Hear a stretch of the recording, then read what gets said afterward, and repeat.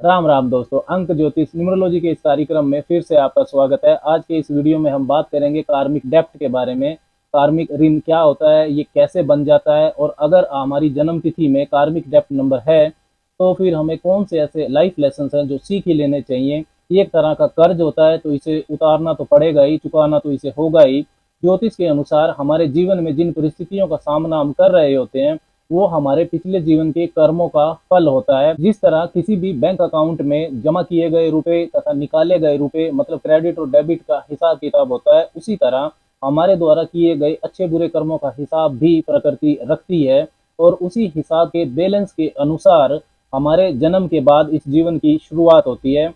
ज्योतिष में अंक ज्योतिष में कार्मिक डेप्ट नंबर 13, 14, 16 और 19 को कहा जाता है। ये कार्मिक ऋण संख्याएं होती हैं। इस वीडियो में बात करेंगे कार्मिक डेप्ट नंबर 14 की।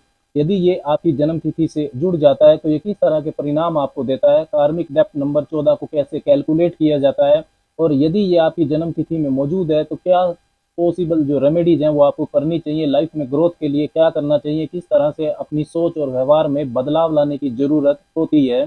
सबसे पहले बात करते हैं कि कार्मिक डेप्ट नंबर को कैसे कैलकुलेट किया जाता है। तो यदि आपका जन्म किसी भी महीने की 14 तारीख को हुआ है तो स्पष्ट है कि आप कार्मिक डेप्ट नंबर 14 लेकर ही पैदा हुए हैं। इसके अलावा यदि आपका भाग्यांक, जिसे डेस्टिनी नंबर या लाइफ पाथ नंबर भी कहते हैं, वो 14 आ जाता है, तब भी कार्मिक डेप्ट नंबर 14 होता है। भाग्यांक क्या होता है? जब आप अपनी जन्म तारीख, जन्म का महीना और जन्म का वर्ष, इन तीनों को अंकों को जोड़ लेते हैं, तब अगर 14 आ जाता है, जैसे 5 जनवरी 2006 को यदि किसी व्यक्ति का जन्म हुआ है तो जब हम 5 जमा 1 जमा 2 जमा 6 करेंगे तो ये 14 आ जाता है।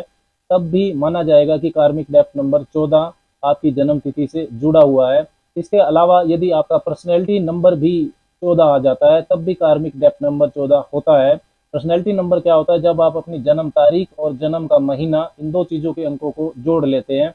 जैसे यदि आपका जन्म 9 मई को हुआ है तो 9 जमा 5 करेंगे तो 14 आ गया। तो इस तरह से आप अपनी जन्म तिथि में देख सकते हैं कि कार्मिक डेप्ट नंबर 14 है या नहीं है। अब अगर आप कार्मिक डेप्ट नंबर 14 से जुड़े हुए हैं तो ये जीवन में अस्थायित्व की बात करता है। अच्छे पार्टनर्स आपको नहीं मिलते हैं, अपने मनपसंद तरीके से आप काम नहीं कर पाते हैं। जब भी कोई कार्य पूरा होने वाला होता है तो नई चुनौतियां सामने आ जाती हैं।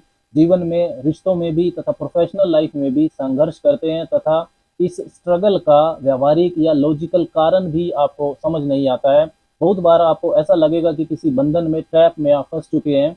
इस तरह के परिणाम कार्मिक डेप्ट नंबर 14 आपको देता है। आपको ये परिणाम इस जन्म में इसलिए मिल रहे हैं क्योंकि पिछले जन्म में या जन्मों में आपने गलतियां की थी, गलत कार्य किए थे, जिस कारण आपने नेगेटिव कार्मिक एनर्जी को इकट्ठा किया। अब इस ऋण, इस डेप्ट को आपको चुकाना पड़ेगा। देखिए, जब भी कोई छोटा बच्चा किसी खतरनाक रोग या लाइफ थ्रेटनिंग डिजीज से लड़ रहा होता है तो सब यही सोचते हैं कि इस बच्चे ने इस जन्म में क्या खराब कर्म किए जो इसे ऐसा फल मिला। तो स्वाभाविक है कि ऐसी स्थिति का संबंध पूर्व जन्म के कर्मों के भुगतान से होता है। अगर आप अपनी जन्म तिथि का संबंध कार्मिक डेप्ट नंबर 14 से पाते हैं तो नंबर 14 बना हुआ होता है नंबर 1 और नंबर 4 से। नंबर 1 को रूल करते हैं सूर्य और नंबर 4 को रूल करते हैं राहु। मतलब नंबर 1 व नंबर 4 की ऊर्जा का गलत इस्तेमाल आपने पिछले जन्म में या जन्मों में किया था। आपने अपने अधिकारों का, पद प्रतिष्ठा का गलत इस्तेमाल किया था। आपने अपनी फ्रीडम, आज़ादी का गलत इस्तेमाल किया था। मन मर्जी के अनुसार आपने ज़्यादातर काम किए, दूसरों की परवाह नहीं की, रिश्तों को इग्नोर किया, अपनी कन्फाइनमेंट सीमाओं से बाहर जाकर अमर्यादित कर्म भी किए थे। रिश्तों में भरोसे पर आप खरे नहीं उतरे, जिससे लोग हर्ट हुए। कमिटमेंट्स की आपने परवाह नहीं की। प्रोफेशनल लाइफ में, पार्टनरशिप्स में आपने अपने फायदे की ज़्यादा सोची। आपने इस तरह नेगेटिव कर्माज को इकट्ठा किया, इसलिए अब इस जीवन में कार्मिक डेप्ट नंबर 14 के साथ पैदा हुए। अब आपको कड़वे लेसन्स के रूप में इसका परिणाम मिलता है। कैरियर में आपको उतार चढ़ाव देखने को मिलता है, कंसिस्टेंसी नहीं मिलती जीवन में। नंबर 1 और 4 को जब हम जोड़ते हैं तो ये नंबर 5 आता है, और नंबर 5 की ऊर्जा को रूल करते हैं बुध। तो बुध की ऊर्जा के रूप में नकारात्मक परिणाम आपको मिलते हैं। बिना लक्ष्य के आप भागदौड़ करते हैं। रिश्तों में, बिजनेस में आपको धोखा मिलता है। आप लॉयल रहते हैं लेकिन सामने से लॉयल्टी नहीं मिलती, जिससे आपको निराशा होती है। अपनी मनमर्जी के अनुसार आप काम नहीं कर पाते। जब भी सफलता पाने के आप बहुत करीब होते हैं तो चीज़ें रुक जाती हैं। प्रकृति का सिखाने का जो तरीका है, लेसन देने का जो तरीका है, वो इसी तरीके से काम करता है। This is the divine way of getting Karma back. और प्रकृति इस मामले में बहुत निष्ठुर होती है। आपने पिछले जन्म में जो गलत कर्म किए वो अब आपको याद नहीं है, लेकिन जो कॉस्मिक ऑडिटर हैं वो सब हिसाब किताब रखते हैं।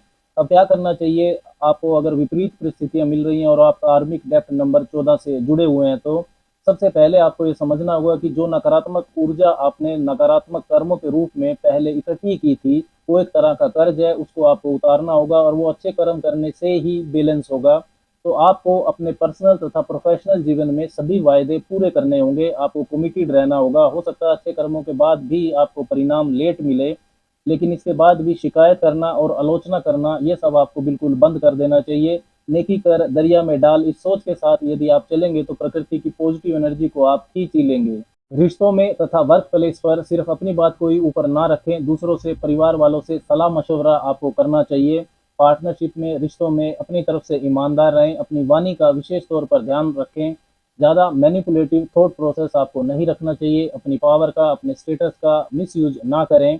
नंबर 14 होने पर एडिक्शंस में भी पड़ने की संभावना बहुत रहती है। अल्कोहल, स्मोकिंग, फिजिकल प्लेजर, इन सब की एडिक्शंस आपको हो सकती है, तो जितना हो सके आपको इनको अवॉइड करना चाहिए। अपने टैलेंट्स पर आपको फोकस करना चाहिए। ओम नमो भगवते रुद्राय, इस महामंत्र का आपको हर रोज 15 मिनट जप करना चाहिए। एंजाइटी, रेस्टलेसनेस, इन सब स्थितियों में आपको आराम मिलेगा। चींटियों को मीठा भुना हुआ आटा डालना भी आपको काफी शुभ परिणाम देगा। राम राम।